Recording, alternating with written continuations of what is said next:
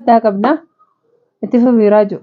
Arran tanagaa gammachuu adda takkaan isin deemnee jira. Kunis yaaddoon naaf bilbilee jira. Garuu bakki inni jiru kophaa isaa akka waan gartee kophatti hidhame akkasitti deeqaa xiqqishoo naaf bilbilee. Hidhaa mootummaan qopheessee osoo hin ta'iin yaaddoon bakkee inni jiru akka inni itti himetti yeroo gaara malee waanta kanaan kuxaaqaan gisee ilaaluuf foddaan jechuudha. Gisee ilaalu waanta akka waan naa mul'achuu hin jiru bakkee hin jiru hin beeku garuu lubbuun nima jira alhamdulillah nuti amma jiraachuma isaa dhageewwan kunu numaaf gammachuudha. Maaliif alhamdulillah ni baha ni dhufaa mana isaa ni deebi'a ilmaan isaa keessa ni deebi'a. Egaa bakkee san geessee gurbaan kun hidhaan geessine duraanuu bakka kophaa qopheessee achi geessee jira. Fayyaa nagaan qabaa jira yaaddoon waanta akka yaadinaa jira daawwattoonni waanta akka yaadinaa jira. Miidhaa takka illee irra hin geenye bilbila kiyyaa shaahanan qabu narraa fudhatan jeetiin dhaamseetiin kaa'aa jira. Amma waa xiqqoo qaba sanumaan ilmaan kiyyaa amaanaa sanuma dhaammata. Akkas ilmaan isaa gaafatee hangumana nu himeeti. Irra hin jiru gammachuurra jira jechuudha.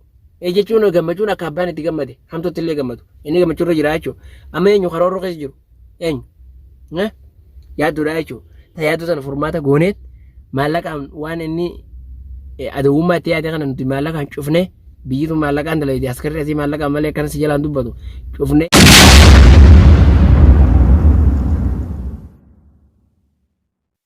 Assalamu alaikum warahmatullahi wabarakatuh. Kam jumtoota daawwattoota keenya jirra jirtu arra maal qabattee dhiyaattee yoo ta'an gammachuudha waan ajaa'ibaa waan addaatiin qabattee dhiyaadde gammachuun tun maali maal gammachuutu jirta maal gammachuun ati qabattee dhiyaatte maali yoo jettan alhamdulillah isiniin jaa warreen na wajjin gammaddan warreen gammachuutu jettan na wajjin qooddattan hotta gama kiyya warreen gammachuu tana fannisii wajjin ni qooddanne jettan gama kiyya hottaadhaan isiniin jaa. Alhamdulillah wallahi gammachuu guyyaa karraa nagarree tuutoota kiyya amma deemnee anaa fi jaarsa liinaa tokko yookiin kan Abdullah barbaannee yaaddoo saba barbaannee amma innummaan dawwale kun eenyurra dawwale Fatihaa fi Rajaa shoorra dawwale alhamdulillah yaaddoon arkamee yaaddoon mul'atee jira hin galle garuu ni bilbilee mana hidhaa jira manuma hidhaa sanirraa bilbilee yoon hin xaaqaa banee ala gallaale gaara malee wanta akka hin arkuu jeejan gaarumaan mul'ata malee mana dachii jalaatiin jira xaaqaa bannu suma takka wanni hin argu jiru gidaara yookiin gaara gisee jennu fakkeenyaaf akka inni jirutti gidaara mana jechuun gidaaruma manaa kana arkaa jechuun maas kan mana biraa malee hin argu waan biraan argu maaliif dachii jala waan ta'eef dachuma arkaa jechuudha. Moo manni ifaa qabuu fi keessa jiraatan malee silaa manni ifaa hin qabaanne keessa jiraachuu hin danda'anii kabajamtoota daawwattoota kiyya gammachuu guyyaa irraa hin qabu tana warreen fannisii wajji gammachuu tana ni qooddanna jettanii dhuftan alhamdulillah hoottaadhaati na wajjin qoodadha. Hordoftoota keenya wanti nama gammachiisu wanti nama rifachiisu maali yoo inni wanti nama rifachiisu abbaan ilmaanii tokko ilmaan keessaa qabamee yoo hidhamu ta'e nama rifachiisa hedduu nama gaddisiisa ana qofaa miti. Hordoftoota keenya guutuu hordoftoota keenya qofa osoo hin taane Oromoo meeqaan tami ollaa meeqa qaba saahibban meeqa qaba yaaddoon akkasuma gaa daawwattoota keenya wanni si gammachiise yoo maali yoo jettani inni ilmaan san keessatti deebi'uudha yaaddoon sabaa kun ilmaan isaa keessatti nagaan deebi'ee silaa nu gammachiisees ni feena dawwaluun kunuu deebi'ee jaama amma dawwalee fakkeenyaaf eessa jirtaa yoo jenneen amma bar dawwalee mee hanga safuura dhageenya alhamdulillah marraa ganaanii dawwala mana hidhaa kam jirtaa jechuun dhufaa jechuudha bara akkasii amma hatattamaanii nakka hojjiran jecha naa bilbilanii jechuudha Rajaa fi Fatihaadhaaf dawwalanii akkana bakka kanaatiin jira barsi barbaannees hidhamnee janiin alhamdulillah bakka rabbi mul'isee galanni rabbii keenya guddaa haa ga'u hordoftoota kiyyanarra laalinaadha. Gammachuudhaan waan haasa'ullee wallahi gammachuu tana obboleessa kiyya ni beeytanii obboleeyyan keenya hundi keessanuu ilma Oromoo tokkoon badiin fedhan namuma beekan tokkoon badiin fedhan hamtuun fedhaniin bara akkasii hundi keenyaa'u jechuu wanniin Oromoo ta'e warri afaan kana beeytan namnummaan hamtuu namaan fedhuu nama beeku tokkoon hamtuu jaalatu hin jiru sanii alhamdulillah namni amma dawwale marraa ganaa yoo dawwale mana hidhaa akkanaa jechuu danda'a hoggosan hatattamaan deeqaa takka seeqanine hidhaan jira mana dachii jalaatiin jira bakka jirtu ibsiif maatii keetiif jaaniiniiti hangasumaa hayyamaniif bilbilaa wanni harkatti qabadhoo jee bilbilaa isaantu gurra naa qaba saniifuu gammachuun har'aan isinii himuudhaaf dhufe tana akka na gochi qotataniif kabajamtoota daawwattoota keenya tanaafin ol bahee dhufe irra yaada qabuu fi gammachuun qabu tana hordoftoonni kiyyoo ni maruuf hin qaba dhaga'uu qaban jechuudhaaf ol bahee daawwattoota keenya gaa akkasuma gammachuun ta itti fuftu ta gartee hamma dhumaa akka nuu taatu abdii qabnaa du'aayii godhaa fi rabbi haa baasu akkuma amma hafuura isaa dhageenya kanatti rabbiin haa mul'isu akka jettan daawwattoota keenya abdiin isinirraa qaba namni amma bilbilee booda bakka jirusa yoo himate dhayinee maallaqa waan barbaachisu waan jechuun maallaqa kanaanii biyyitu maallaqa malee hin fayyadamtu akka Itoophiyaa sanii nama kan keessa hidhame dhayitee baasuun hin jiru amma asitti yoo maallaqa kannite dhiifama xiqqishoon irra leellaalinaa xiqqoo na dhukkubaa jira dhiifama hordoftoota kiyya akkuma sanis du'aa hin godhatuma akkasuma kabajamtoota daawwattoota keenya maallaqa waan barbaachisu fuunee yaddoo sabaa kana bira dhayina bakka inni jirutti jechuu yaanee akka baasan goona isa dura amma maali wanni ta'uu qabu dhuguma saniin isinii maan faraan kana har'a waa'ee faraan haasa'uuf illee waliin baane ta faraan achi nuu kaaya akkasuma nuu dhiisa eenyu karoorra jiru dura faraan miidhama irra hin jiru gammachuurra jira jechuudha.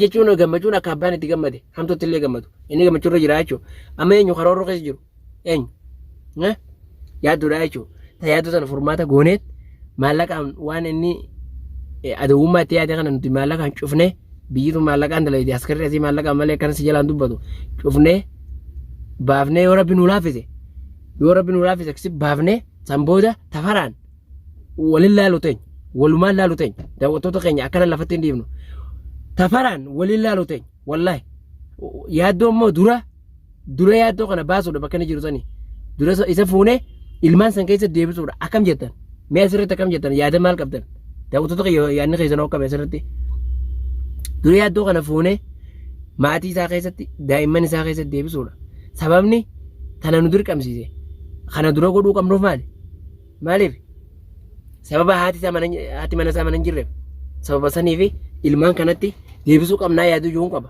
daawwattoota kiyya akkasuma yoo isinis du'aa nu gootanii nu faana turtan viidiyoo keenya yaada qabnuu fi waan isinii dabarsinu jalqabaa kaaftanii hagama dhumaa yoo laaltan yaada keenyaa fi karoora keenya waan irra deemuu qabnuu fi karaa deemuu jirruu fi akka ta'uu qabnu hunda ni agartanii jechuu akkasuma bakka nuti gorrees yaada nuti irrifnes itti idaatanii bakka kanatti akkana godhuu qabdan akkana irra furmaanni jira jettanii warreen dandeessan ammoo dhuftanii jechuu raqamni ni jira YouTube chaanala yaaddoo sabaa jala raqamni isaanii jira dhuftanii waan gargaaruu ni dandeenya waan jettanii ni jettan yoo jiraatte akkasuma warreen danda'u jechuu gargaaree waan furmaata tokkotti itti deemuu danda'a. Kun ammoo namni qabeenyaan nama gargaaruu qofaa miti. Kan sammuun nama gargaaruu jira tokko ji. Kan qabeenyaan nama gargaaruu jira lama ji.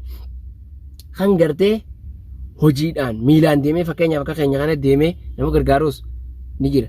Namni akkaataan inni si gargaaru gosa takka qofaanii miti. Gosa lama qofaanii miti. Gosa sadii qofaanii miti.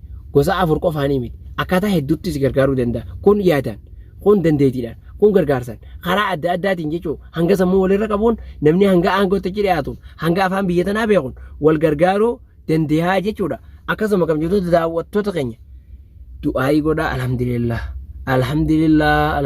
wallaahi rabbi galanni haa ga'u. Yaaddoon sabaa bakka jiru mul'ate namni bakka jiru mul'ate namni bakka kana mana hidhaa jiraachuu bakka jiru hime duraan maal yaadu turre ajjeesan jennee yaad namni bakka hidhaatiin jira bakka kana mana jalaa jeetu bakka fakkeenyaaf waasi hime gabboonis ni danda'ama achi baasuunis ni danda'ama maali taraa kanaa ta'uu mana hidhaa kanaatiin jira siin ja'a achi waan barbaachisu goone yaaddoo gama mana isaa deebifna alhamdulillah rabbil alamin amma kan mattus neen teenyu tarkaanfii irra fudhanna bakka inni jiru san qoranna silkii inni bilbileen san amma itti deebine manni hidhaa kun mana hidhaa eessaati waan ja'uun yaaddoo sabaa bira dhaabbannaa isin jenna daawwattoota kiyya akkasuma gaa alhamdulillah hanga furmaata itti aanu qabadhee isin dhiyaadhutti anamma hanga yaaddoo baafne ilmaan keessatti deemnutti jala nafu biratti illee mul'achuu baadhu'an duubaan isa barbaadee jechuu akka mana isa deebu gargaarsaa fi waan barbaachisu hunda nin godhaan isinin jaa kanaafuu daawwattoota keenya hamma dhuma viidiyoo teenyaa waan nu daawwattaniif galatoomaa isinin jecha salaamu alaikum warahmatullaahi